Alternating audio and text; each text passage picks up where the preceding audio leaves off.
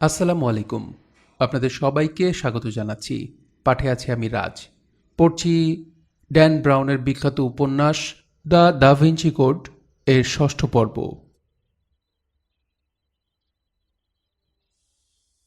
Sophie সলদেয়াতাতের বিশাল কাঠের দরজার বাইরে একদমে এসে পড়ল। এই ঘরেই মোনালিসা থাকে। ভেতরে ঢোকার আগে হলের দিকে সে আনমনে তাকালো।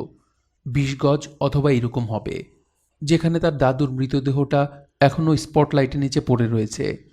যে সুতীব্র অনুশোচনা তাকে আঁকড়ে ধরেছে সেটা খুবই শক্তিশালী আর হঠাৎ করেই এসেছে। গভীর দুঃখবোধের সাথে সাথে তার অপরাধ বোধ হলো। লোকটা এই ১০ বছরে তার কাছে অসংখ্যবার আসতে চেয়েছে, তারপরও সোফি ছিল অনড়। তার দেয়া চিঠিপত্র আর প্যাকেটগুলো না খুলে ড্রয়ারে রেখে দিত। সাক্ষাৎ করার ব্যাপারে একদমই রাজি হতো না। তিনি আমার সাথে মিথ্যে বলেছেন, ক্রমাগতভাবে গোপন করে গেছেন। আমার কী বা করার ছিল? তাই সোফি তার কাছ থেকে নিজেকে দূরে সরিয়ে রাখত। আজ তার দাদু মৃত। এখন সোফির সাথে তিনি কবর থেকে কথা বলছেন। মোনালিসা। সে বিশাল কাঠের দরজাটার কাছে পৌঁছে সেটা ধাক্কা দিলে খুলে গেল। সোফি একটু থমকে দাঁড়ালো। বিশাল আয়তক্ষেত্র কক্ষটি তাকিয়ে দেখল। এটাও নরম লাল আলোতে স্নাত হয়ে আছে। সলদেয়াতাত হল জাদুঘরের অন্যতম বিরল ক্যাসল দ্য স্যাকের একেবারে শেষ মাথায় আর গ্র্যান্ড গ্যালারির মাঝামাঝিতে অবস্থিত। এই দরজাটাই এখানে ঢোকার একমাত্র প্রবেশপথ। এটার মুখোমুখি দূরের দেয়ালটাতে বাত্তিচেল্লির ১৫ ফিটের একটি চিত্রকর্ম আধিপত্য বিস্তার করে রেখেছে। এটার নিচে কাঠের ফ্লোরটার মাঝখানে একটা বিশাল আটকোনা পালঙ্ক সদৃশ্য বেঞ্চিটা দর্শকদের বিশ্রামের আকাঙ্ক্ষা মিটিয়ে থাকে। তাদের ক্লান্ত পা দুটোকে বিশ্রাম দেয়, সেই সাথে লুভরের মূল্যবান সম্পদসমূহ অবলোকন করার সুযোগও তৈরি করে। ভেতরে ঢোকার আগেই সোফি জানত কিছু একটা ফেলে এসেছে। ব্ল্যাক লাইটটা। সে হলের দিকে তাকালো। সেখানে তার দাদু স্পটলাইটের নিচে পড়ে আছেন। চারিদিকে ইলেকট্রনিক যন্ত্রপাতি ভরা। যদি সেখানে তিনি কিছু লিখে থাকেন, তবে সেটা নিশ্চিতভাবেই ওয়াটারমার্ক স্টাইলাস দিয়ে লিখেছেন তিনি। একটা গভীর নিঃশ্বাস নিয়ে সোফি দ্রুত সেই জায়গাটাতেই চলে গেল। তার দাদুর দিকে না তাকিয়েই সে পিটিএস যন্ত্রপাতিগুলোর দিকে নজর দিল। একটা ছোট আল্ট্রাভায়োলেট পেন লাইট খুঁজে পেল সে। পেন লাইটটা সোয়েটারের পকেটে ভরে সলদেয়াতাতের খোলা দরজার দিকে চলে গেল। সোফি ঢুকতেই অপ্রত্যাশিত একটা শব্দ শুনতে পেল, কারোর পায়ের আওয়াজ। সেটা তার দিকেই আসছে। এখানে অন্য কেউ আছে? লাল আলো থেকে আচমকা একটা ভুতুড়ে অবয়ব আবির্ভূত হলো। সোফি লাফিয়ে পেছনে সরে গেল। এই তো তুমি। ল্যাংডন সোফির কাছে এসে চাপা কণ্ঠে বলল। সোফির স্বস্তিটা ছিল ক্ষণস্থায়ী। রবার্ট, আমি তোমাকে এখান থেকে বের হয়ে যেতে বলেছিলাম। ফসে যদি। তুমি কোথায় ছিলে? আমি ব্ল্যাক লাইট আনতে গিয়েছিলাম, নিচু স্বরে বলল। জিনিসটা পকেট থেকে বের করে আনলো সে। যদি আমার দাদু আমার জন্য কোনো মেসেজ রেখে যান। সোফি শোনো। ল্যাংডন নিঃশ্বাস নিতে নিতে সোফির নীল চোখের দিকে চোখ স্থির করে বলল, পিএস অক্ষর দুটো তোমার কাছে কি অন্য কোনো অর্থ বহন করে? অন্য কোনো মানে আর কি? তাদের কথাবার্তা প্রতিধ্বনিত হয়ে নিচের হলে চলে যেতে পারে। এই ভয়ে সোফি তাকে টেনে সলদেয়াতাতের ভেতরে নিয়ে এসে বিশাল দরজাটা নিঃশব্দে বন্ধ করে দিল। আমি তোমাকে বলেছি তো, আদ্যক্ষরটির অর্থ প্রিন্সেস সোফি। আমি জানি, কিন্তু তুমি কি এই অক্ষরগুলো অন্য কিছুতে দেখেছ? তোমার দাদু কি পিএস অক্ষর দুটো অন্য কিছুতে ব্যবহার করেছিলেন? অন্য কোনোভাবে? মনোগ্রাম হিসেবে অথবা ব্যক্তিগত কোনো জিনিসে? প্রশ্নটা তাকে ভাবিয়ে তুলল। রবার্ট কিভাবে এটা জানতে পারল? সোফি পিএস অক্ষর দুটো অবশ্যই আরও একবার দেখেছিল, এক ধরনের মনোগ্রাম হিসেবে। সেটা ছিল তার নবম জন্মদিনের ঠিক আগে। সে গোপনে তার জন্মদিনের লুকানো উপহার খোঁজে। এরপর থেকে সোফি তার কাছ থেকে কোনো কিছু লুকিয়ে রাখাটা সহ্য করতে পারত না। এই বছর আমার দাদু আমার জন্য কি উপহার এনেছেন? সে কার্ডবোর্ড ও ড্রয়ার খুঁজে দেখেছিল। আমি যা চাচ্ছি সেই পুতুলটা কি তিনি এনেছেন? কোথায় সেটা রেখেছেন? সারা বাড়িতে কিছু না পেয়ে সোফি তার দাদু শোবার ঘরে তল্লাশি চালাবার সাহস অর্জন করেছিল। ঘরটা তার খুব কাছেই ছিল, কিন্তু দাদু নিচের ঘরের সোফায় শুয়েছিলেন। আমি খুব দ্রুতই কাজটা করে নেব। পায়ের পাতা উঁচু করে কাঠের ফ্লোরটা পেরিয়ে চুপি চুপি দাদুর ক্লজেটের কাপড় সরিয়ে দেখছিল সে। কিছু ছিল না। তারপর বিছানার নিচে দেখেছিল। তার দাদুর বুড়োর দিকে এগিয়ে একের পর এক ড্রয়ার খুলে সেগুলো তন্ন তন্ন করে দেখেছিল। আমার জন্য কিছু একটা আছেই। নিচের ড্রয়ারটাতেও সে কোনো পুতুলের চিহ্ন খুঁজে পায়নি। রেগে মেগে শেষ ড্রয়ারটা খুলে সে দেখতে পেয়েছিল কতগুলো কালো রঙের পোশাক, যা কখনো তার দাদুকে পরতে দেখেনি। ড্রয়ারটা বন্ধ করার সময় ড্রয়ারের পেছনে একটা কিছু চমকাতে দেখেছিল সে। দেখতে ছিল পকেট ঘড়ির চেইনের মতো, কিন্তু সে জানত তিনি ওসব পরেন না। জিনিসটা কি সেটা বুঝতে পেরে তার হৃৎস্পন্দন বেড়ে গিয়েছিল। একটা নেকলেস। সোফি খুব সযত্নে চেইনটা ড্রয়ার থেকে বের করে এনেছিল। তার বিস্ময় বেড়ে গেল যখন সে দেখতে পেল চেইনটার শেষ মাথায় একটা সোনার চাবি, ভারী এবং চকচকে। মন্ত্রমুগ্ধ হয়ে সে ওটা হাতে তুলে নিল।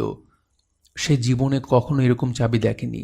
বেশিরভাগ চাবি সমতল, উঁচু নিচু দাঁত বিশিষ্ট, কিন্তু এটার কলামটা ত্রিভুজ আকৃতির, আর সেটার উপর অনেকগুলো ছোট ছোট দাগ। এটার বড়সড় সোনার মাথাটি ক্রুশ আকৃতির, কিন্তু সেগুলো সাধারণ ক্রুশের মতো নয়। সবগুলো বাহুই সমান, অনেকটা যোগ চিহ্নের মতো। ক্রুশটার মাঝখানে একটা অদ্ভুত প্রতীক, দুটো অক্ষর এমনভাবে একটার সাথে আরেকটা লেগে আছে যেন কোনো ফুলের ছবি, পিএস। সোফি ফিসফিস করে বলেছিল, এটা কি হতে পারে? সোফি, তার দাদু দরজার সামনে দাঁড়িয়ে বলেছিলেন। চমকে গিয়ে চাবিটা হাত থেকে ফেলে দিয়েছিল সে। সোফি চাবিটার দিকেই চেয়েছিল, তার দাদুর দিকে তাকাতে ভয় পাচ্ছিল। আমার জন্মদিনের উপহার খুঁজছিলাম, সে বলেছিল। সে জানত তার বিশ্বাসের সাথে বিশ্বাসঘাতকতা করে ফেলেছে সে। তার দাদুর নীরবে দরজার সামনে দাঁড়িয়ে থাকাটা তার কাছে অনন্তকালের মতো মনে হচ্ছিল। শেষে তিনি একটা দীর্ঘ নিঃশ্বাস ফেলেছিলেন। চাবিটা তুলে নাও সোফি। সোফি চাবিটা তুলে নিয়েছিল। তার দাদুর সামনে এগিয়ে এসে বলেছিলেন, সোফি, অন্য লোকদের একান্ত নিজস্ব ব্যাপার স্যাপারগুলো তোমার সম্মান করার দরকার রয়েছে। খুব ধীরে তিনি হাঁটু গেড়ে মাটি থেকে চাবিটা তুলে নিয়েছিলেন। এই চাবিটা খুবই গুরুত্বপূর্ণ। তুমি যদি এটা হারিয়ে ফেলো। তার দাদু শান্ত কণ্ঠটা সোফিকে আরও বেশি ঘাবড়ে দিয়েছিল। আমি দুঃখিত গ্র্যাপেয়া, সত্যি আমি দুঃখিত। সে একটু থেমে বলেছিল, আমি ভেবেছিলাম এটা আমার জন্মদিনের একটা নেকলেস। তিনি তার দিকে কয়েক সেকেন্ড তাকিয়েছিলেন। আমি এটা আবারও বলছি সোফি, কারণ এটা খুবই গুরুত্বপূর্ণ। অন্য লোকের ব্যক্তিগত ব্যাপারগুলোকে তোমার সম্মান করা শিখতে হবে। হ্যাঁ গ্র্যাপিয়া, এ ব্যাপারে আমরা পরে কথা বলবো। এখন বাগানে আগাছা সাফ করতে হবে। সোফি দ্রুত ঘর থেকে বাইরে বেরিয়ে গিয়েছিল গৃহস্থালির কাজ করার জন্যে। পরের দিন সকালে সোফি তার দাদুর কাছ থেকে জন্মদিনের কোনো উপহার পায়নি। যা সে করেছে তারপর সে এমন কিছু প্রত্যাশাও করেনি, কিন্তু তিনি সারাটা দিন তাকে জন্মদিনের শুভেচ্ছাও জানাননি। রাতে দুঃখ ভারাক্রান্ত মন নিয়ে সোফি শুতে গিয়েছিল। বিছানায় বালিশের নিচে একটা কার্ড খুঁজে পেয়েছিল সে। কার্ডে একটা সহজ সরল ধাঁধা ছিল। ধাঁধাটা সমাধান করার আগেই সে মুচকি হেসেছিল। এটা কি আমি তা জানি। তার দাদু গত ক্রিসমাসের সকালেও এটা করেছিলেন, গুপ্তধন খোঁজা। সৎসাহে সে ধাঁধাটা সমাধান করার জন্য ঝাঁপিয়ে পড়ল। সমাধান তাকে বাড়ির আরেকটা জায়গায় ইঙ্গিত দিল। সেখানে সে অন্য আরেকটা ধাঁধার কার্ড খুঁজে পেল। এটাও সোফি সমাধান করে ফেলে আরেকটা কার্ডের পেছনে ছুটল। এভাবে সে ঘরের মধ্যে দৌড়াদৌড়ি করতে লাগল। সোফি সিঁড়ি দিয়ে দৌড়ে নিজের ঘরে এসে থমকে দাঁড়ালো। ঘরের মাঝখানে একটা লাল রঙের বাইসাইকেল রাখা। সাইকেলটার হাতলে একটা ফিতে বাঁধা। সোফি আনন্দে চিৎকার করে উঠেছিল। আমি জানি তুমি পুতুল চেয়েছিলে, তার দাদু বলেছিলেন। এক কোণে দাঁড়িয়ে হাসছিলেন তিনি। আমার মনে হলো এটা তার চেয়েও ভালো কিছু হবে। পরের দিন তার দাদু তাকে সাইকেল চালানো শেখালেন। তার পাশে দাঁড়িয়ে দাঁড়িয়ে সাহায্য করলেন। যখন লনে সাইকেল চালাতে গিয়ে সোফি ভারসাম্য রক্ষা করতে না পেরে দাদুসহ ঘাসের উপর চিৎপটাং হয়ে পড়ে গিয়েছিল, তখন তারা দুজনেই খুব হেসেছিল। গ্র্যাপিয়া, সোফি এই বলে তার দাদুকে জড়িয়ে ধরেছিল। ওই ঘটনার জন্য আমি সত্যি দুঃখিত। আমি জানি সুইটি, তোমাকে ক্ষমা করে দেওয়া হয়েছে। তোমার উপর আমি বেশিক্ষণ রাগ করে থাকতে পারি না। দাদু আর নাতনি সবসময় একে অন্যকে মাফ করে দেয়। সোফি জানতো তার জিজ্ঞেস করাটা ঠিক হবে না, কিন্তু জিজ্ঞেস না করেও থাকতে পারল না সে। এটা দিয়ে কি খোলা হয়? এরকম চাবি আমি কখনো দেখিনি। ওটা দেখতে খুব সুন্দর ছিল। দাদু কিছুক্ষণ নীরব ছিলেন, আর সোফি ভেবে পাচ্ছিল না তিনি কি বলবেন। দাদু কখনো মিথ্যা বলেন না। এটা দিয়ে একটা বাক্স খোলা হয়। অবশেষে তিনি বলেছিলেন, সেখানে আমি অনেক গোপন কিছু লুকিয়ে রেখেছি। সোফি কপট অভিমানের সুরে বলেছিল, আমি গোপনীয়তাকে ঘৃণা করি। সেটা আমি জানি, কিন্তু এসব গোপনীয়তা খুবই গুরুত্বপূর্ণ। একদিন তুমি আমার মতো এটা সংরক্ষণ করবে। আমি চাবির ওপরের অক্ষরগুলো দেখেছি, একটা ফুলও। হ্যাঁ, আমার প্রিয় ফুল। এটাকে ফ্লাড দ্য লিস বলা হয়। আমাদের বাগানে এগুলো আছে, সাদা রঙেরগুলো। ইংরেজিতে এ ধরনের ফুলকে আমরা বলি লিলি। এগুলো আমি চিনি, এগুলো আমারও প্রিয় ফুল। তাহলে আমি তোমার সাথে একটা চুক্তি করি। তার দাদুর চোখ দুটো কপালে উঠে গিয়েছিল, যেমনটি তিনি করে থাকেন তাকে একটা চ্যালেঞ্জ দেওয়ার সময়। তুমি যদি আমার চাবিটার কথা গোপন রাখো এবং এ ব্যাপারে কারোর সাথে, এমনকি আমার সাথেও আর কখনো আলোচনা না করো, তবে একদিন তোমাকে আমি এটা দিয়ে দেব। সোফি তার নিজের কানকেও বিশ্বাস করতে পারছিল না। সত্যি? আমি প্রতিজ্ঞা করছি, সময় এলে চাবিটা তোমার হয়ে যাবে। এটাতে তোমার নাম লেখা আছে। সোফি অবিশ্বাসে তাকালো। না, তা তো নেই। এটাতে পিএস লেখা আছে। আমার নাম তো পিএস নয়। তার দাদু কণ্ঠটার নিচে নামিয়ে নিয়েছিলেন, যেন অন্য কেউ কথাটা শুনতে না পায়। ঠিক আছে সোফি, যদি তুমি জানতেই চাও তো শোনো। পিএস হলো একটা কোড। এটা তোমার গোপন নামেরই অদ্যাক্ষর। তার চোখ দুটো বড় বড় হয়ে গিয়েছিল। আমার গোপন নাম আছে? অবশ্যই। নাতনিদের সবসময় একটা গোপন নাম থাকে, যা তাদের দাদুরাই কেবল জানে। পিএস? তিনি সোফিকে আলতো করে টোকা দিলেন, প্রিন্সেস সোফি। মা, সে মাথা দোলালো। আমি তো প্রিন্সেস নই। তিনি আশ্বস্ত করে বলেছিলেন, আমার কাছে তুমি তাই। সেদিন থেকে তারা আর চাবিটা নিয়ে কোনো কথা বলেনি, আর সেও হয়ে উঠল প্রিন্সেস সোফি। সলদাতাতের ভেতরে সোফি নীরবে দাঁড়িয়ে হারানোর সুতীব্র বেদনায় আচ্ছন্ন হয়ে গেল। অদ্যাক্ষরটা তার চোখের দিকে অদ্ভুতভাবে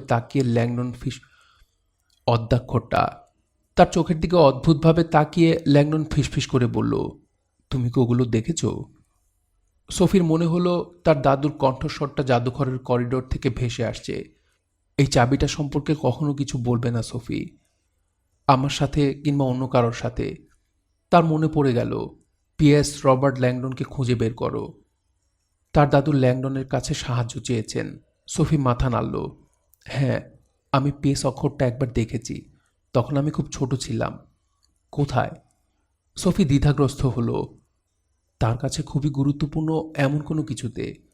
ল্যাংডন তার চোখে চোখ রাখল। সোফি, এটা খুবই জরুরি। তুমি কি আমাকে বলতে পারো অদ্যাক্ষরটা একটা প্রতীকী ছিল কিনা, একটা ফ্লাড দ্য লিসে? সোফি বিস্ময়ে হতবাক হয়ে গেল। কিন্তু তুমি সেটা কিভাবে জানতে পারলে? ল্যাংডন নিঃশ্বাস ছেড়ে নিচু কণ্ঠে বলল, আমি খুবই নিশ্চিত যে তোমার দাদু একটি গোপন সংগঠনের সদস্য ছিলেন, খুবই পুরাতন একটা গোপন ভ্রাতৃসংঘ। সোফির মনে হলো তার পেটের ভেতরের কোনো কিছু গিঁট দিয়ে শক্ত করে বেঁধে রাখা হয়েছে। সেও এ ব্যাপারে খুব নিশ্চিত ছিল। বিগত 10 বছর ধরে সে ওই দুঃসহ ঘটনাটা ভুলতে চেষ্টা করেছে। সে অচিন্তনীয় কিছু একটা দেখে ফেলেছিল, ক্ষমার অযোগ্য। ফ্লাড দ্য লিস, ল্যাংডন বলল। পিএস অক্ষর সংবলিত এটা ভ্রাতৃসংঘের নিজস্ব প্রতীক, তাদের লোগো। তুমি এটা কিভাবে জানো? সোফি মনে মনে প্রার্থনা করতে লাগলো যেন ল্যাংডন আবার না বলে বসে সে নিজেও ওই সংগঠনের সদস্য। আমি দলটি সম্পর্কে লিখেছি, সে বলল। তার কণ্ঠ উত্তেজনায় কাঁপছে। গোপন সংগঠনের প্রতীক নিয়ে গবেষণা করাই আমার বিশেষত্ব। তারা নিজেদেরকে ডাকে প্রায়োরি দ্য সায়ন বলে, অর্থাৎ তারা ফ্রান্স ভিত্তিক হলেও সারা ইউরোপ থেকে শক্তিশালী সদস্য আকর্ষিত করে থাকে। সত্যি বলতে কি, তারা এই পৃথিবীর সবচাইতে প্রাচীন গোপন সংগঠন। সোফি তাদের ব্যাপারে কখনো কিছু শোনেনি। ল্যাংডন এবার ক্রমাগতভাবে এ ব্যাপারে বলতে শুরু করল। প্রায়োরি অফ সাইয়ন ইতিহাসের অনেক বিখ্যাত সংস্কৃত ব্যক্তিত্বকে অন্তর্ভুক্ত করেছিল। বেত্তিচেল্লি, স্যার আইজাক নিউটন, ভিক্টর হুগোর মতো মানুষদেরকে। সে একটু থামল। তার কণ্ঠটা এখন শিক্ষকের মতো শোনাচ্ছে। এবং লিওনার্দো দা ভিঞ্চি। সোফি তার দিকে চেয়ে রইল। দা ভিঞ্চি গোপন সংগঠনে ছিলেন? দা ভিঞ্চি প্রায়োরিতে 1510 থেকে 1519 সাল পর্যন্ত গ্র্যান্ডমাস্টার হিসেবে অধিষ্ঠিত ছিলেন। এতে তোমার দাদুর লিওনার্দো প্রীতি সম্পর্কে জানতে সাহায্য করবে। দুজনে ঐতিহাসিক একটা দলিলে চুক্তিবদ্ধ ছিলেন, আর এটা তাদের দুজনেরই বেদীদের আইকোনোলজি, প্যাগান মতবাদ, নারীত্ব এবং চার্চ বিরোধী কৌতূহলের সাথে খাপ খেয়ে যায়। পবিত্র নারী সম্পর্কে প্রায়রিদের কাছে যথেষ্ট দলিল দস্তাবেজ আছে। তুমি বলছো এই দলটি প্যাগান দেবীদের পূজকের চেয়েও বেশি কিছু? কিন্তু তার চেয়েও বড় কথা, তারা একটি প্রাচীন সিক্রেট অর্থাৎ গুপ্ত ব্যাপারের অভিভাবক হিসেবে বেশি পরিচিত। এটা এমন একটা জিনিস যা তাদেরকে সীমাহীন শক্তিশালী করে তুলেছিল। ল্যাংডনের কথাবার্তা সোফির কাছে অবিশ্বাস্য শোনালো। গোপন প্যাগান পূজক? একসময় লিওনার্দো দ্য ভিঞ্চি তার প্রধান ছিলেন।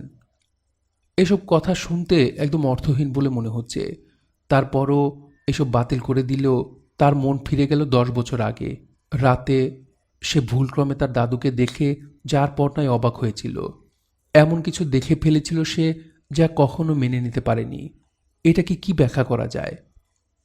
প্রায়রিদের জীবন্ত সদস্যদের পরিচিতি খুবই গোপনীয় একটা ব্যাপার, ল্যাগনন বলল। কিন্তু তুমি ছোটবেলায় যে পিএস এবং ফ্লাডদার লিস্ট দেখেছিলে সেটাই প্রমাণ করে এটা কেবল প্রায়রিদের সাথে সংশ্লিষ্ট। সোফি এখন বুঝতে পারল যে ল্যাংডন তার দাদু সম্পর্কে তার চেয়ে অনেক বেশি জানে। এই আমেরিকানটার অবশ্যই অনেক কিছু আছে যা তার সাথে ভাগ করা উচিত, কিন্তু এটা সেই জায়গা নয়। আমি তোমাকে তাদের হাতে ধরা পড়তে দিতে পারি না। রবার্ট, আমাদের অনেক কিছু নিয়ে কথা বলতে হবে। তোমাকে যেতে হবে। ল্যাংডন কেবলমাত্র সোফির বিড়বিড় করাটাই শুনতে পেল। সে কোথাও যাচ্ছে না। অন্য আরেকটা জায়গায় সে হারিয়ে গেছে এখন। এমন এক জায়গায় যেখানে প্রাচীন গুপ্ত গোলাপটি উদয় হয়েছে। এমন এক জায়গায় যেখানে বিস্তৃত ইতিহাস অন্ধকার থেকে বেরিয়ে আসছে ধীরে ধীরে ধীরে, যেন পানির নিচে নড়ছে। ল্যাংডন তার মাথাটা ঘুরিয়ে লাল আলোর ঘোলাটে পরিবেশে থাকা মোনালিসার দিকে তাকালো। Fleur de lis, the flower of the Lisa, Mona Lisa. একটা আরেকটার সাথে সংশ্লিষ্ট, একটা নিঃশব্দ সিম্ফনি প্রায়োরি অফ সায়ন আর লিওনার্দো দ্য ভিঞ্চির গহীন গোপনীয়তাকে প্রতিধ্বনিত করতে লাগলো। কয়েক মাইল দূরে লেইন ভ্যালি পেরিয়ে একটা নদীর তীরে হতভম্ব এক ট্রাক ড্রাইভার অস্ত্রমুখে দাঁড়িয়ে আছে। পুলিশ জুডিশিয়ারের ক্যাপ্টেন ট্রাকের পেছন থেকে একটা সাবানের টুকরো পেয়ে রাগে ফুঁসে উঠে সিন নদীতে সাবানটা ছুঁড়ে ফেলে দিল। সাইলাস সেন্ট সালপিচের অবেলিস্কটার দিকে তাকালো। বিশাল আর দীর্ঘ মার্বেলের গাঁথুনিটা দেখে অবাক হলো। তার মাংসপেশি উত্তেজনা আড়ষ্ট হয়ে আছে। সে চার্চের চারপাশটা আবার তাকিয়ে দেখল, নিশ্চিত হবার জন্যে যে সে একাই আছে এখানে। তারপর হাঁটু গেড়ে ওটার নিচে বসে পড়ল, শ্রদ্ধাবোধ থেকে নয়, প্রয়োজনে। কিস্টোনটা রোজ লাইনের নিচে লুকিয়ে রাখা হয়েছে, সালপিচের অবেলিস্কটার গাঁথুনির নিচে। ভাতৃসংঘে সবাই একই কথা বলেছিল। হাঁটু গেড়েই সাইলাস পাথরের জমিনে হাত দিয়ে খুঁজে ফেলল আলগা টাইলসের কোনো ফাটল অথবা দাগ আছে কিনা, যাতে সে বুঝতে পারে কোন টাইলসটা সরানো যাবে। মুষ্টিবদ্ধ হাতটা আলতো করে জমিনে আঘাত করতে লাগলো। সবগুলো টাইলসই পরীক্ষা করে দেখতে লাগলো সে। শেষ পর্যন্ত একটা টাইলস থেকে অদ্ভুত প্রতিধ্বনি শোনা গেল। সাইলাসের ঠোঁটে হাসি দেখা গেল, আর সেই সাথে ব্যালকনি থেকে সিস্টার সানরিনের দীর্ঘ নিঃশ্বাসটাও বাতাসে ভেসে এলো। তার গভীর অন্ধকার ভীতিটা এইমাত্র নিশ্চিত হলো। এই অতিথি সেরকম কেউ নয় যেরকমটা তিনি মনে করেছিলেন। অপাসদায় রহস্যময় সন্ন্যাসীটা সেন্ট সালপিচে অন্য কোনো উদ্দেশ্য নিয়ে এসেছে, একটা গোপন উদ্দেশ্য। গোপনীয় কিছুরই তুমি একমাত্র ব্যক্তি নও, তিনি ভাবলেন। সিস্টার সানরিন এই চার্চের একজন তত্ত্বাবধায়কের চেয়েও বেশি কিছু। তিনি একজন প্রহরীও বটে। আর আজ রাতে সেই পুরনো চাকাটা আবার ঘুরতে শুরু করেছে। এই আগন্তুকের অবেলিস্কের গাঁথুনির নিচে এসে কিছু খোঁজাটা ভাতৃসংঘের একটা সংকেত। এটা একটা নীরব যন্ত্রণার ডাক। প্যারিসের ইউএস এম্বাসি শাম প্যালেসির দক্ষিণে গ্যাব্রিয়েল এভিনিউর একটা ছোটোখাটো কমপ্লেক্সে অবস্থিত। এই 3 একরের জায়গাটিকে যুক্তরাষ্ট্রের মাটি হিসেবে বিবেচনা করা হয়।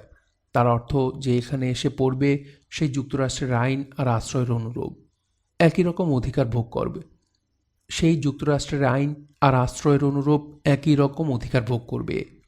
অ্যাম্বাসির রাত্রিকালীন অপারেটর টাইম ম্যাগাজিনের আন্তর্জাতিক সংস্করণটা হাতে নিয়ে পড়ছিল। ফোনটা বেজে ওঠায় সে বিরক্ত হলো।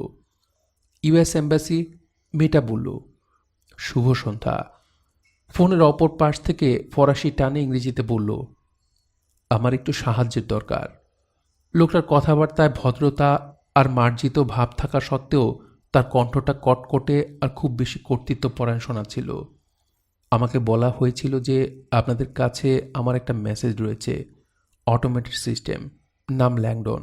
দুঃখের বিষয়, আমি আমার 3 ডিজিটের কোডটা ভুলে গেছি। আপনি যদি সাহায্য করতে পারেন তবে আমি খুবই কৃতজ্ঞ থাকব। অপারেটর একটু চুপ মেরে গেল, দ্বিধাগ্রস্ত মনে হলো। আমি দুঃখিত স্যার, আপনার মেসেজটা অনেক দিন আগের হয়ে থাকবে। এই সিস্টেমটা 2 বছর আগে নিরাপত্তাজনিত কারণে বদলে ফেলা হয়েছে। এখন সবগুলো অ্যাক্সেস কোড হলো 5 ডিজিটের। আপনাকে কে বলেছে আমাদের কাছে আপনার মেসেজ রয়েছে? আপনাদের কাছে কোনো অটোমেটেড ফোন সিস্টেম নেই? না স্যার, আপনার কোনো মেসেজ আমাদের সার্ভিস ডিপার্টমেন্টে থাকলে সেটা হাতে লেখায় হতে হবে। আপনার নামটা যেন কি বললেন? ইতিমধ্যে ওপাশের লোকটা ফোন রেখে দিল। সিন নদীর তীরে পায়চারি করতে থাকা বেজু ফসের মনে হলো সে বধির হয়ে গেছে। সে একেবারেই নিশ্চিত ল্যাংডনকে সে লোকাল নাম্বারে ডায়াল করতে দেখেছে 3 সংখ্যার কোডটা দিয়ে। তারপর রেকর্ডিং করা মেসেজও সে শুনেছে। কিন্তু ল্যাংডন যদি এম্বাসিতে ফোন না করে থাকে তবে সে করল কার কাছে? সাথে সাথেই তার চোখ গেল সেলুলার ফোনের দিকে। ফসে বুঝতে পারল উত্তরটা তার হাতের মুঠোয় আছে। ফোনটা করার জন্য ল্যাংডন আবার ফোনটা ব্যবহার করেছিল। ফোনের মেনু বাটনটা চেপে সাম্প্রতিক করা ফোন কলের নাম্বারগুলো চেক করে ল্যাংডনের করা নাম্বারটা খুঁজে পেল সে। প্যারিসের একটা নাম্বার, তারপর সেটা 3 সংখ্যার কোড নাম্বার 454-এ ডায়াল করা। সেই নাম্বারটা পুনরায় ডায়াল করে ফসের লাইনটা পাবার জন্য অপেক্ষা করল। অবশেষে একটা নারী কণ্ঠের জবাব এলো, ভুঁইতে বুশেজ সোফি নেভু। রেকর্ড করা কণ্ঠটা বলল, জোসুই অ্যাবসেন্তে পুরলো মেমোয়া মেই 454। সংখ্যাটা ডায়াল করার সময় ফসের রক্ত বলক দিয়ে উঠল। সুবিশাল খ্যাতি থাকা সত্ত্বেও মোনালিসা মাত্র 31 ইঞ্চি লম্বা আর 21 ইঞ্চি চওড়া। এমনকি লুভরের গিফট শপে বিক্রি হওয়া পোস্টারের চেয়েও এটা আকারে ছোট। সল দেয়াতাতের উত্তর পশ্চিম দেয়ালে 2 ইঞ্চি পুরো বুলেট প্রুফ গ্লাসের পেছনে এটা টাঙানো রয়েছে। এটা আঁকা হয়েছে পপলার কাঠের ওপর। তার ধোঁয়াটে কুয়াশাচ্ছন্ন পরিবেশটা লিওনার্দো দ্য ভিঞ্চির ফুমাতো স্টাইলের অনন্য সাধারণ কীর্তির স্বাক্ষর বহন করছে। এই স্টাইলে ফর্মগুলো একটার উপর আরেকটা ধোঁয়াটে হয়ে আবির্ভূত হয়। লুভরে স্থান পাওয়ার পর থেকে মোনালিসা অথবা লা জোকোন্দো, যেমনটি তাকে ফ্রান্সে ডাকা হয়, দুবার চুরি হয়েছিল। সাম্প্রতিক কালেরটা হয়েছিল 1911 সালে, যখন সে লুভরের সল ইম্পেনেট্রেবল থেকে উধাও হয়েছিল। প্যারিসবাসী রাস্তাঘাটে কান্নাকাটি করে সংবাদপত্রে কলাম লিখে চোরের কাছে ছবিটা ফিরে পাবার আবেদন জানিয়েছিল। 2 বছর বাদে মোনালিসা ফ্লোরেন্সের একটা হোটেলের কক্ষের ট্রাঙ্কের গোপন কুঠুরি থেকে উদ্ঘাটিত হয়েছিল। ল্যাংডন এখন সোফিকে স্পষ্ট জানিয়ে দিল যে তার চলে যাবার কোনো ইচ্ছেই নেই। সোফির সাথেই সে সল দিয়ে তাতে ঢুকল। সোফি ব্ল্যাক লাইটটা যখন জ্বালালো তখনও মোনালিসা 20 গজ দূরে। হালকা নীল ক্রিসেন্ট আলোটা ফ্লোরের উপর গিয়ে পড়ল। সোফি আলোটা ফ্লোরে এমনভাবে নিক্ষেপ করল যেন ফ্লোরটা ঝাড়া মোছা করছে। লুমিনিসের কালি আছে কিনা খুঁজে দেখল সে। তার পাশে হাঁটতে হাঁটতে ল্যাংডনের মনে হলো বিখ্যাত চিত্রকর্মগুলো মুখোমুখি দেখার সুযোগটা আবারও আসলো। তার বাম দিকে ঘরের মাঝখানে কাঠের ফ্লোরে রাখা আটকানো বেঞ্চিটাকে অন্ধকারে মনে হচ্ছিল একটা ফাঁকা কাঠের সমুদ্রে ভেসে থাকা দ্বীপ। ল্যাংডন এবার দেয়ালের কালো গ্লাসের প্যানেলটা দেখতে পেল। সে জানত এটার পেছনেই নিজের ঘরে বন্দী হয়ে আছে বিশ্বের সবচাইতে খ্যাতিমান চিত্রকর্মটি। ল্যাংডন জানে বিশ্বের সবচাইতে বিখ্যাত চিত্রকর্ম হিসেবে মোনালিসার যে অবস্থান তার সাথে রহস্যময় হাসির কোনো সম্পর্ক নেই। অনেক চিত্র সমালোচক আর ষড়যন্ত্র খুঁজে বেড়ানো ভক্তের রহস্যময় ব্যাখ্যার জন্যও নয়। খুব সহজেই বলা যায় মোনালিসা বিখ্যাত কারণ লিওনার্দো দ্য ভিঞ্চি দাবি করেছিলেন যে এটা তার সবচাইতে সেরা কাজ। তিনি যেখানেই যেতেন ছবিটা সঙ্গে নিয়ে যেতেন। যদি জিজ্ঞেস করা হয় কেন, জবাবটা হলো তিনি এতে তার নারী সৌন্দর্যের সূক্ষ্ম প্রকাশ ঘটাতে পেরেছিলেন। তারপরও চিত্রকলার ইতিহাসবিদদের অনেকেই সন্দেহ প্রকাশ করেছেন যে দা ভিঞ্চি মোনালিসাকে শ্রদ্ধা করেছেন তার শৈল্পিক রহস্যের জন্য নয়। সত্যি বলতে কি, ছবিটা বিস্ময়করভাবেই ফুমাতো পোর্ট্রেটের একটি সাধারণ কাজ। এর কাজের জন্যে দা ভিঞ্চির প্রশংসা অনেকেই দাবি করে এর অন্তর্নিহিত কিছুর জন্যেই, ছবিটার পরতে পরতে লুকায়িত কোনো মেসেজের জন্যে। মোনালিসা সত্যি বলতে কি পৃথিবীর সবচাইতে নথিবদ্ধ বিখ্যাত অন্তর্নিহিত একটি যোগ। সাম্প্রতিক সময়ে এই ছবিটির দ্ব্যর্থবোধকতা আর ঐন্দ্রজালিক ব্যাপারটি উন্মোচিত হলেও অবিশ্বাস্যভাবেই এটা এখনও তার হাসির জন্যেই বিশাল রহস্য হয়ে আছে। কোনো রহস্যই নেই, ল্যাংডন ভাবল। সে সামনের দিকে এগিয়ে গেল সোফির পাশাপাশি। কোনো রহস্যই নেই। অতি সম্প্রতি ল্যাংডন মোনালিসার রহস্যময়তা আর গুপ্ত ব্যাপারটি নিয়ে একদল অদ্ভুত লোকের চিন্তাভাবনার সাথে পরিচিত হয়েছিল। এসেক্সের কাউন্টি জেলের একদলীয় কয়েদি। ল্যাংডনের এই জেল সেমিনারটা ছিল হার্ভার্ডের জেলখানার শিক্ষা দীক্ষার প্রকল্পের একটি অংশবিশেষ, অপরাধীদের জন্য সংস্কৃতি। ল্যাংডনের সহকর্মীরা এটাকে এই নামেই উল্লেখ করেছিল। জেলখানার লাইব্রেরির অন্ধকার একটি কক্ষে মাথার উপর একটা প্রজেক্টর নিয়ে ল্যাংডন কয়েদিদের সাথে মোনালিসার রহস্য আর গুপ্ত ব্যাপারটা আলোচনা করেছিল। ওখানে সে দেখতে পেয়েছিল লোকগুলো বিস্ময়করভাবেই খুব মনোযোগী, রাফ অ্যান্ড টাফ, কিন্তু প্রখর বুদ্ধিমত্তার অধিকারী। আপনারা হয়তো খেয়াল করে থাকবেন, প্রজেক্টর থেকে মোনালিসার ছবিটা লাইব্রেরির দেয়ালে প্রক্ষেপণ করে সেখানে হেঁটে গিয়ে ল্যাংডন তাদের বলেছিল তার পেছনের দৃশ্যপটটা অসমান। ল্যাংডন তাদের দিকে ঘুরে বলল, দা ভিঞ্চি বাম দিকের আনুভূমিক রেখাটা উদ্দেশ্যমূলকভাবেই ডান দিকের চেয়ে একটু নিচু করে এঁকেছেন। দা ভিঞ্চি এটাকে টাল করে ফেলেছেন, কেউ একজন বলেছিল। ল্যাংডন কথাটাতে খুব মজা পেয়েছিল। না, দা ভিঞ্চি এরকম হরমেশা করতেন না। আসলে এটা দা ভিঞ্চির একটা ছোটোখাটো চালাকি। বাম দিকের নৈসর্গিক দৃশ্যটা একটু নিচু করে দেয়ায় মোনালিসাকে ডান দিকের তুলনায় বাম দিক থেকে একটু বড় দেখা যায়। এটা দা ভিঞ্চির একটা ছোট্ট অন্তর্নিহিত যোগ। ঐতিহাসিকভাবে নারী আর পুরুষদের অবস্থানগত হিসাবটা হলো বাম দিক নারীর, ডান দিক পুরুষের। যেহেতু দা ভিঞ্চি নারীদের একজন বড় ভক্ত ছিলেন, তাই তিনি মোনালিসাকে এমনভাবে এঁকেছেন যেন ডান দিকের তুলনায় বাম দিক থেকে তাকে বেশি অভিজাত আর বড় দেখায়। আমি শুনেছি তিনি একজন সমকামী ছিলেন, ছোটোখাটো ছাগলা দাড়িওয়ালা এক লোক বলল। ল্যাংডন চোখ কুঁচকে বলল, ঐতিহাসিকরা সাধারণত ব্যাপারটাকে এভাবে দেখেন না, কিন্তু এটা সত্যি, দা ভিঞ্চি একজন সমকামী ছিলেন। এই জন্যই কি তিনি এইসব নারী সংক্রান্ত বিষয়ে আগ্রহী ছিলেন? আসলে দা ভিঞ্চি ছিলেন নারী এবং পুরুষের মধ্যকার ভারসাম্যপূর্ণ একজন ব্যক্তিত্ব। তিনি বিশ্বাস করতেন মানুষের মধ্যে যতক্ষণ না নারী পুরুষ উভয়ের উপাদান থাকবে, ততক্ষণ পর্যন্ত তার আত্মা আলোকিত হবে না। তার মানে বলতে চাচ্ছেন পুরুষের মধ্যে মেলিপনা থাকতে হবে, কেউ একজন বলল। কথাটা শুনে ঘরের মধ্যে একটা হাসির রোল পড়ে গেল। ল্যাংডন ভাবল হার্মাফ্রোডাইট শব্দটির সার্বিক ব্যাখ্যার আলোচনা করবে, যা হার্মাস আর অ্যাফ্রোডাইট শব্দের সম্মিলনে তৈরি হয়েছে, কিন্তু তার কাছে মনে হলো এটা হয়তো ওই হইহল্লার মধ্যে হারিয়ে যাবে। এই মিস্টার ল্যাংফোর্ড, শক্ত পেশির এক লোক বলল, এটা কি সত্য যে মোনালিসা দা ভিঞ্চির নিজের ছবিরই অনুকরণ? আমি শুনেছি এটা সত্যি। এটা খুবই সম্ভব, ল্যাংডন বলল। দা ভিঞ্চি একজন খেয়ালি মানুষ ছিলেন। কম্পিউটারের বিশ্লেষণে দেখা গেছে মোনালিসা এবং দা ভিঞ্চির আত্মপ্রকৃতির সাথে অদ্ভুত রকমের সাদৃশ্য রয়েছে। দা ভিঞ্চি যাই করে থাকুন, ল্যাংডন বলল, তার মোনালিসা না পুরুষ না নারী, এটা আসলে দুটোরই মিলিত রূপ। আপনি নিশ্চিত এটা হার্ভার্ডের সেই হাজামজা জিনিস না, যারা বলে এটা হলো এক কুৎসিত ছুকরি? ল্যাংডন হেসে ফেলল।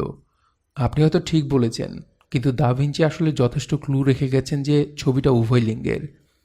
এখানে কেউ কি মিশরীয় দেবী আমনের নাম শুনেছেন?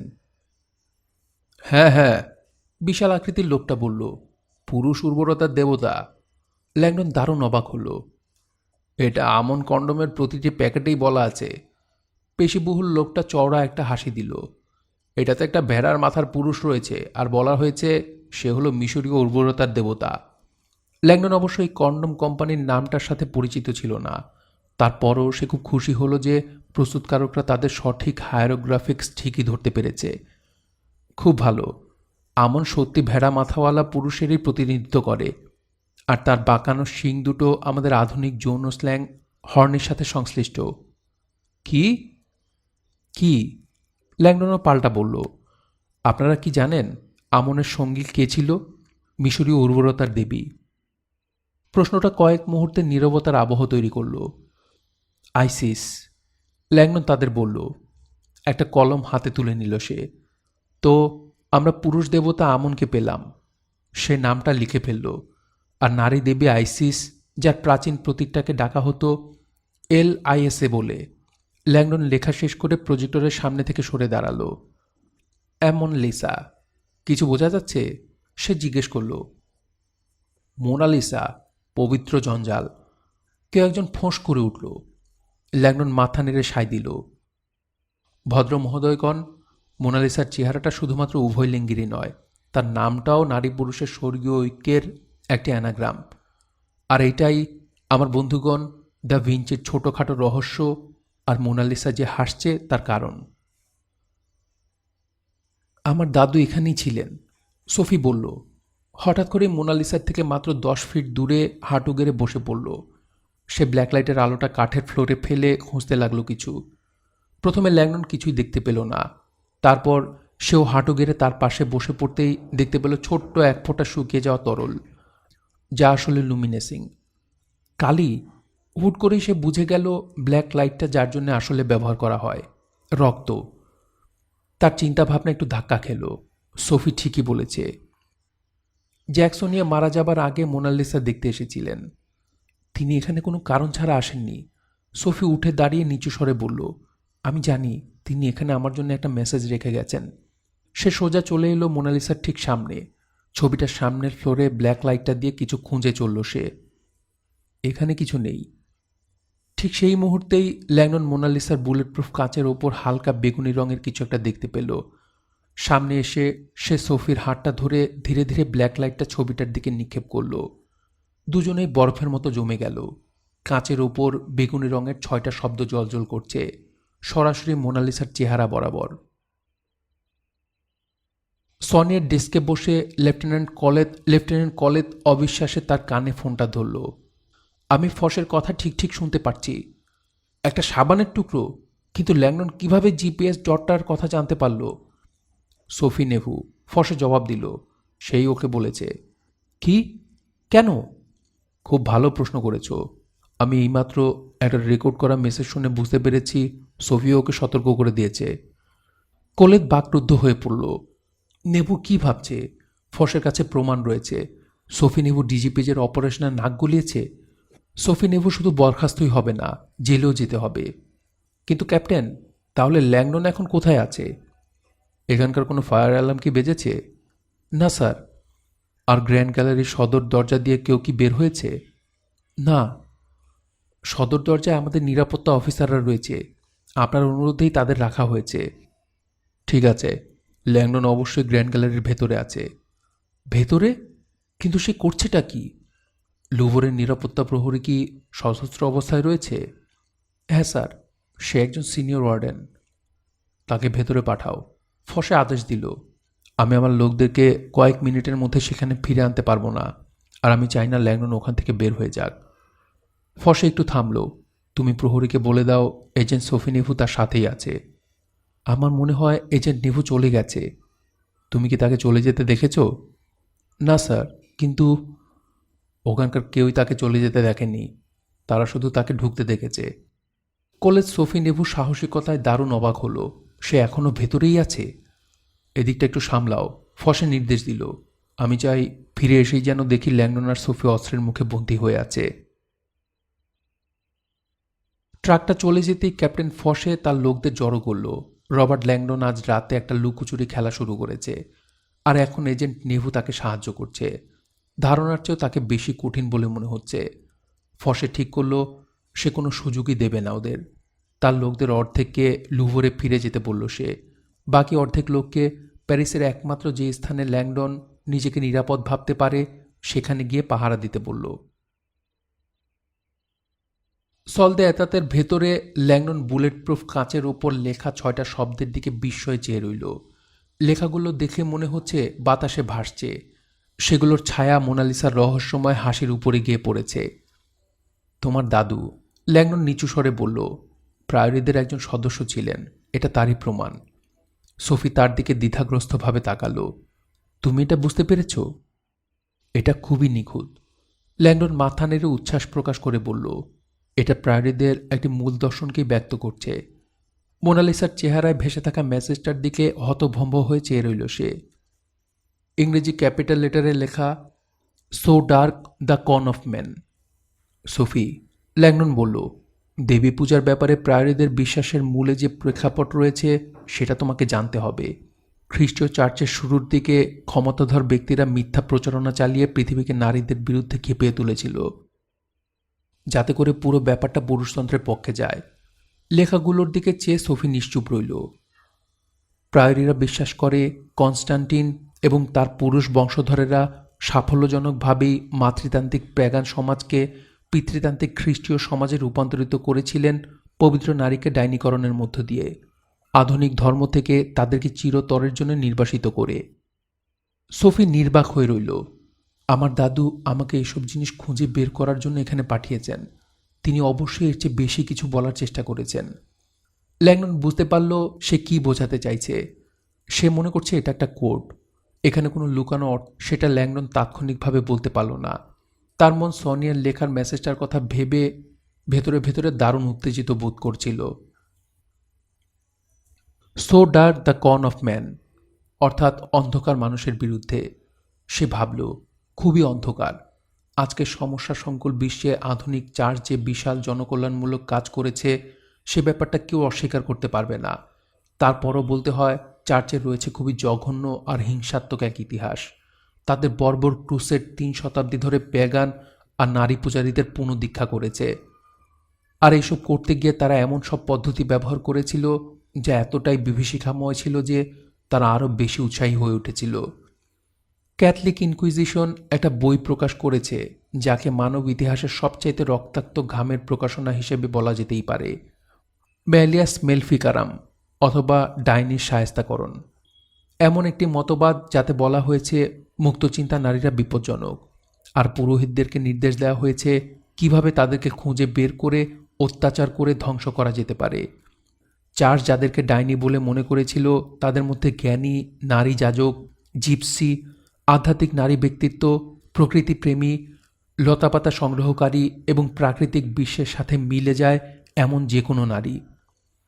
ধাত্রীদেরকেও হত্যা করা হয়েছিল তাদের উত্তরাধিকারী সূত্রে পাওয়া বাচ্চা প্রসবের সময় প্রসূতি বেদনা লাঘবের কৌশলের জন্য। প্রসব বেদনাটা চার্চের দাবি অনুসারে হাওয়া স্বর্গ থেকে জ্ঞানের গন্ধফল খাওয়ার জন্য ঈশ্বর প্রদত্ত একটি ন্যায়সঙ্গত শাস্তি।